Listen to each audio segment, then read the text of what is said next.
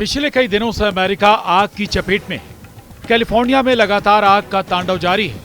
वहीं अब खबर है कि अमेरिका के बैटरी स्टोरेज प्लांट में आग लग गई, जिसकी वजह से वहां अफरा तफरी का माहौल बन गया। अमेरिका के लॉस एंजलिस शहर में लगी आग आज भी बेकाबू है। कई इलाके अब भी जल रहे हैं और उनके नजदीक रहने वालों को घर छोड़ने के लिए कहा गया है। इस बीच आग से मरने वालों की संख्या बढ़कर 27 हो गई है, जबकि दर्जनों लोग झुलसे हुए हैं। अभी तक 12,300 से ज्यादा भवन जलकर राख में तब्दील हो गए हैं। 150 अरब डॉलर से ज्यादा के नुकसान का अंदेशा है। लॉस एंजलिस के पैलिसेड्स इलाके में आग से सबसे ज्यादा बर्बादी हुई है। जंगल के किनारे के इस इलाके में 7 जनवरी को आग लगी थी, जो अभी तक बुझाई नहीं जा सकी है। इस इलाके का 23,713 एकड़ यानी 96 वर्ग किलोमीटर भूभाग आग की चपेट में आया है। अब जबकि हवा की गति कम हो रही है, तब माना जा रहा है कि सप्ताह के अंत तक आग को काफी हद तक काबू कर लिया जाएगा। जबकि ईटन इलाके का 14,117 एकड़ इलाका आग की चपेट में है।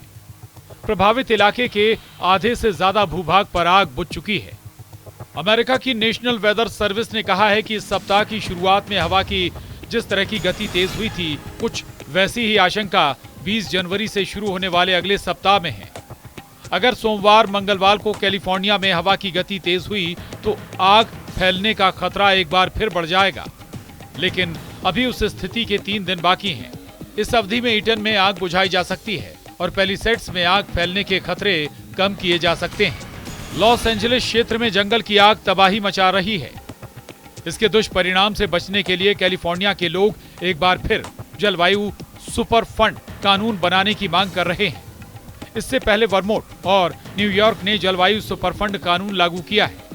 इसके तहत ऊर्जा कंपनियों को भीषण गर्मी और जलवायु परिवर्तन से निपटने में मदद के लिए भुगतान करना आवश्यक होगा।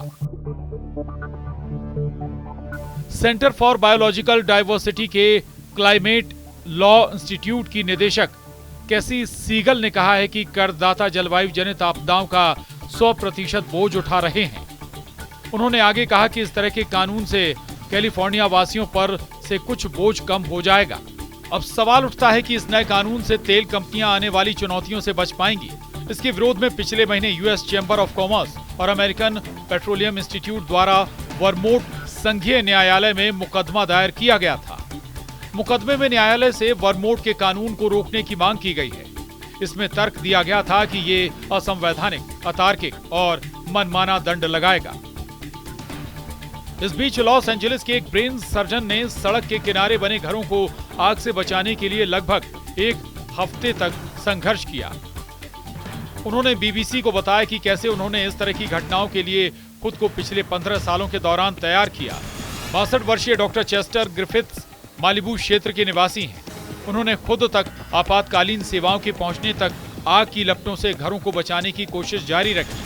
वो इलाके को खाली करने वाले आदेश की तब तक अनदेखी करते रहे जब तक कि आपातकालीन सेवाएं उन तक नहीं पहुंच गईं।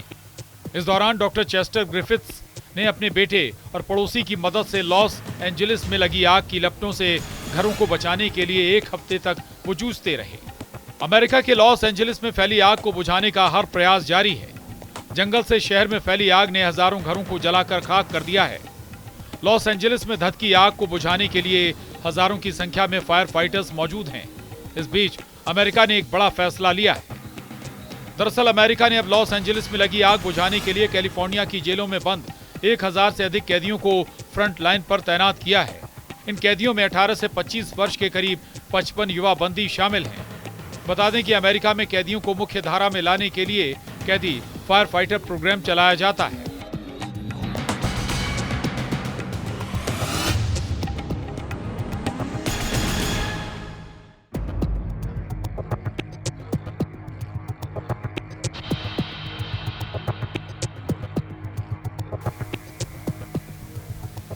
कैलिफोर्निया के कई फायर कैंप में इन कैदियों को प्रशिक्षित किया जाता है।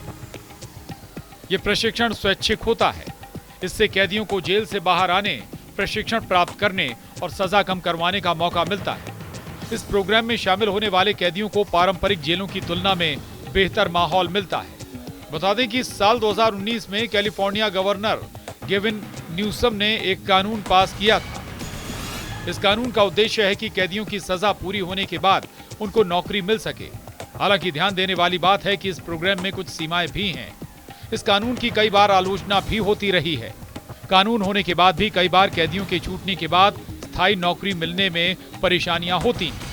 जहां एक तरफ आग का तांडव जारी है, इस बीच कैदियों के लिए ये आपदा में अवसर साबित हुई है। यहां पर आग बुझाने में लगे कैदियों को काबिलियत के आधार पर प्रतिदिन $5.80 से $10.24 तक भुगतान किया जा रहा है।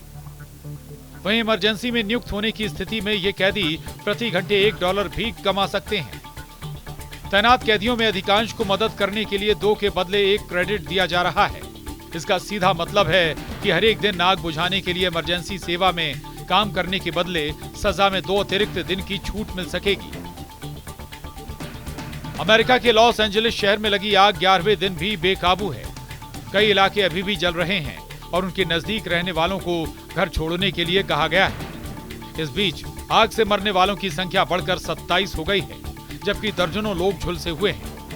अभी तक 12,300 से ज्यादा भवन जलकर राख में तब्दील हो गए हैं। $150 अरब से ज्यादा के नुकसान का अंदेशा है। प्रभावित इलाके के आधे से ज्यादा भूभाग पर आग बुझ चुकी है। अमेरिका की नेशनल वेदर सर्विस ने कहा है कि सप्ताह की शुरुआत में हवा की जिस तरह की गति तेज हुई थी, कुछ वैसी ही आशंका 20 जनवरी से शुरू होने वाले अगले सप्ताह में है। अगर सोमवार, मंगलवार को कैलिफोर्निया में हवा की गति तेज हुई तो आग फैलने का खतरा एक बार फिर बढ़ जाएगा। लेकिन अभी उस स्थिति के 3 दिन बाकी हैं। इस अवधि में ईटन में आग बुझाई जा सकती है और पैलिसेड्स में आग फैलने के खतरे कम किए जा सकते हैं। कैलिफोर्निया के लॉस एंजलिस में लगी आग भयंकर हो चुकी है। हजारों लोगों को रिहायशी इलाकों से निकालकर सुरक्षित स्थानों पर ले जाया गया है। लॉस एंजलिस में लगी आग में कई मशहूर हस्तियों के घर जले हैं। बॉलीवुड सितारे भी सोशल मीडिया पर अपना दुख जाहिर कर रहे हैं। कई लोगों की जान भी जा चुकी है।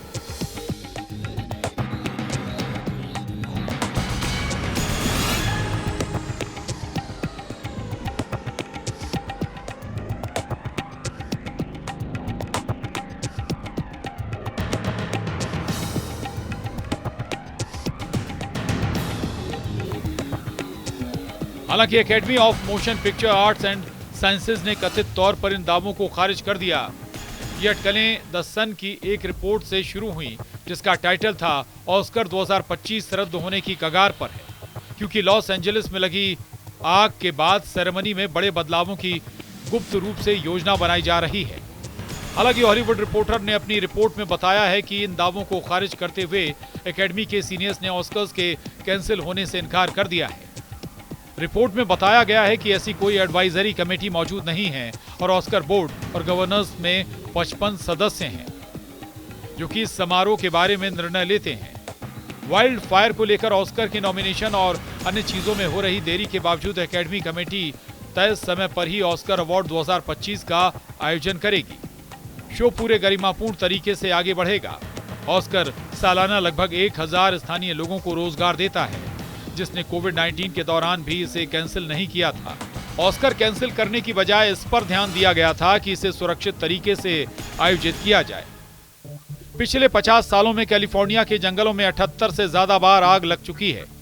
कैलिफोर्निया में जंगलों के पास रिहायशी इलाके बढ़े हैं। ऐसे में आग लगने पर नुकसान ज्यादा होता है। 1933 में लॉस एंजलिस के ग्रिफिथ पार्क में लगी आग कैलिफोर्निया की सबसे बड़ी आग थी। इसने करीब 83,000 एकड़ के इलाके को अपनी चपेट में ले लिया था। करीब 3 लाख लोगों को अपना घर छोड़कर दूसरे शहरों में जाना पड़ा था।